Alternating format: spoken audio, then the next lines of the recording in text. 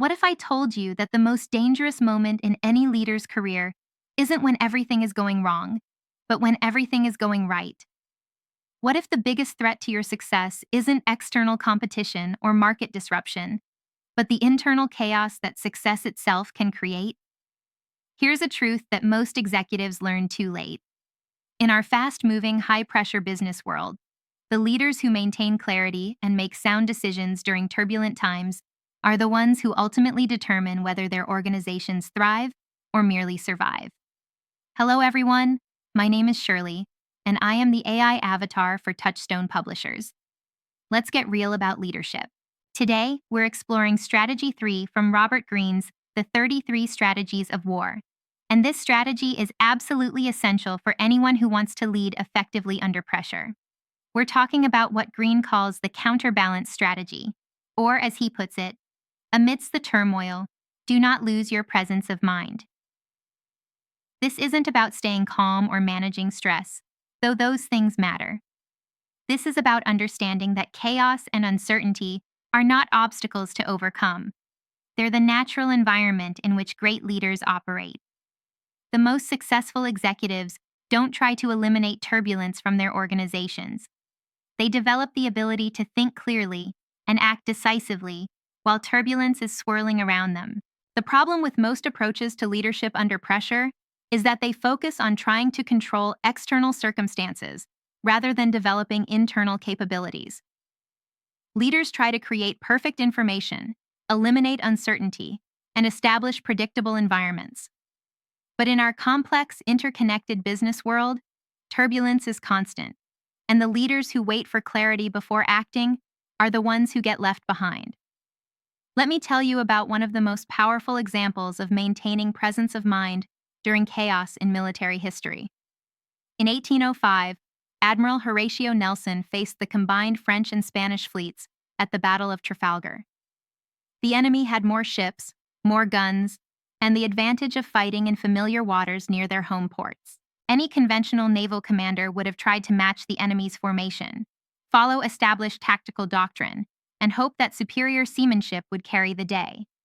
But Nelson understood something that his more cautious colleagues missed. In chaotic situations, the side that can think most clearly and act most decisively often has a bigger advantage than the side with superior resources.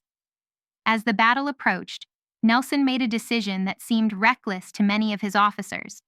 Instead of forming the traditional line of battle, he divided his fleet into two columns and sailed directly at the enemy line, planning to break through their formation and create the kind of chaotic, close-quarters fighting where British seamanship and gunnery would have the greatest advantage. Here's what made Nelson's approach so brilliant. While his enemies were trying to maintain perfect formations and follow established procedures, Nelson was embracing the chaos and using it to create opportunities that wouldn't exist in a more orderly battle. He understood that in turbulent situations, the leader who can think most clearly while everyone else is confused has an enormous advantage. During the battle itself, Nelson remained calm and focused, even as cannonballs flew around him and his flagship came under intense fire. He continued to signal tactical instructions to his captains, monitor the progress of the battle, and make real-time adjustments to his strategy.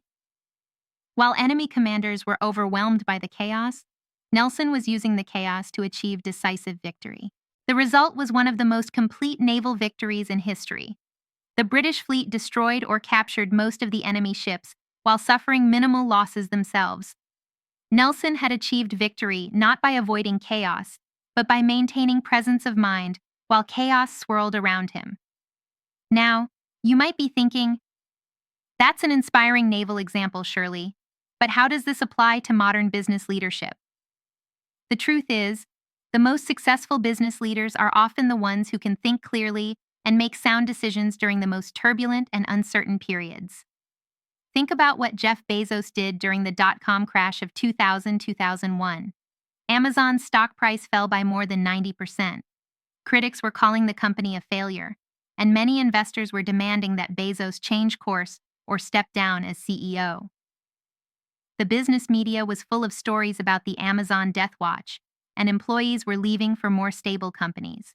Any conventional CEO might have panicked, cut costs dramatically, or pivoted to a completely different business model to satisfy critics and investors. But Bezos understood something that his critics missed. Turbulent periods often create the best opportunities for leaders who can maintain clarity about their long-term objectives while everyone else is reacting emotionally to short-term pressures. Instead of changing course, Bezos used the chaos of the dot-com crash to double down on Amazon's long-term strategy. While competitors were cutting back, Amazon continued investing in infrastructure, technology, and customer experience. While other companies were laying off employees, Amazon was hiring talented people who were available because their previous companies had failed. Here's what made Bezos's approach so effective. While his competitors were overwhelmed by the turbulence and making reactive decisions based on fear, Bezos was maintaining presence of mind and making strategic decisions based on his long-term vision. He understood that the chaos was temporary, but the capabilities he built during the chaos would create permanent advantages. The result was that Amazon emerged from the dot-com crash stronger than ever, with better infrastructure, more talented employees, and less competition than they had before the crisis. Bezos had used the turbulence to create opportunities that wouldn't have existed in more stable times. So how do you develop the ability to maintain presence of mind during chaotic periods? How do you think clearly and act decisively when everyone around you is confused and reactive? Let me give you a practical framework that you can start implementing immediately.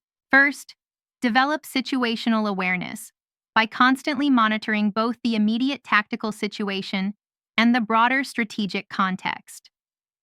During turbulent periods, it's easy to get so focused on immediate problems that you lose sight of larger patterns and opportunities. Train yourself to zoom out regularly and ask, what's really happening here? What are the underlying forces at work? What opportunities might this chaos be creating? Second, practice emotional regulation by developing techniques for managing your own stress and anxiety during high-pressure situations. This isn't about suppressing emotions. It's about preventing emotions from clouding your judgment. Whether it's deep breathing, meditation, physical exercise, or simply taking time to think before reacting. Find methods that help you maintain mental clarity when pressure is highest. Third, create decision frameworks that help you make sound choices even when information is incomplete or contradictory. During chaotic periods, you often have to make important decisions without perfect information. Having clear frameworks for evaluating options, weighing risks, and choosing courses of action will help you act decisively when others are paralyzed by uncertainty. Fourth, build communication discipline by being extremely intentional about how you communicate during turbulent periods. Your team will be looking to you for clarity and confidence, and your words and actions will be amplified during times of uncertainty. Practice communicating in ways that provide clarity without false reassurance and confidence without recklessness. Fifth, develop opportunity recognition by training yourself to look for advantages that chaos might be creating. Turbulent periods often disrupt established patterns and create openings that wouldn't exist during stable times. While others are focused on problems, train yourself to also look for opportunities. Finally, practice strategic patience by maintaining focus on long-term objectives even when short-term pressures are intense. The leaders who maintain presence of mind during chaos are often the ones who can resist the temptation to make reactive decisions that solve immediate problems but create larger long-term problems. Let me share a perfect example of maintaining presence of mind during chaos in modern business. When the COVID-19 pandemic hit in early 2020, most business leaders were overwhelmed by the sudden disruption to their operations, supply chains, and customer behavior. Many companies made reactive decisions: massive layoffs, dramatic cost cuts, suspension of all non-essential activities. These decisions were understandable given the uncertainty, but they were often based more on fear than on strategic thinking about how the pandemic might create new opportunities. But some leaders maintained presence of mind and used the chaos to strengthen their competitive positions. Companies like Zoom, Peloton, and Netflix didn't just survive the pandemic. They thrived because their leaders could think clearly about how changing circumstances might create new opportunities for their businesses. Reed Hastings at Netflix, for example, understood that while the pandemic was creating chaos in many industries, it was also creating unprecedented demand for home entertainment. Instead of cutting back, Netflix increased investment in content production and international expansion, using the chaos to accelerate strategies that might have taken years to implement under normal circumstances. Here's what made these leaders effective during the pandemic. They didn't let the chaos overwhelm their strategic thinking. They maintained presence of mind and asked, how might these changing circumstances create opportunities for our business? What capabilities should we be building while our competitors are focused on survival?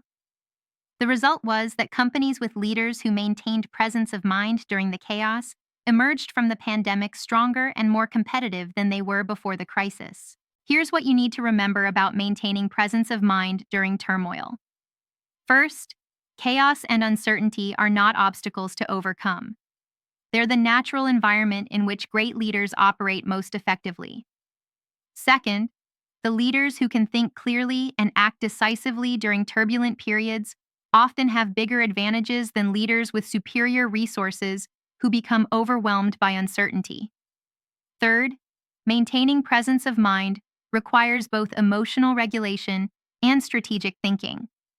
You need to manage your own reactions while also analyzing the situation clearly and identifying opportunities that chaos might be creating. So here's my challenge for you. What chaotic or uncertain situation are you facing right now that might actually contain hidden opportunities?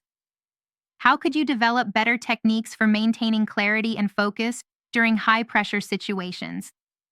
What decision frameworks could help you act more decisively when information is incomplete? Share below one area where you want to improve your ability to maintain presence of mind during turbulence. Let's get real about leadership.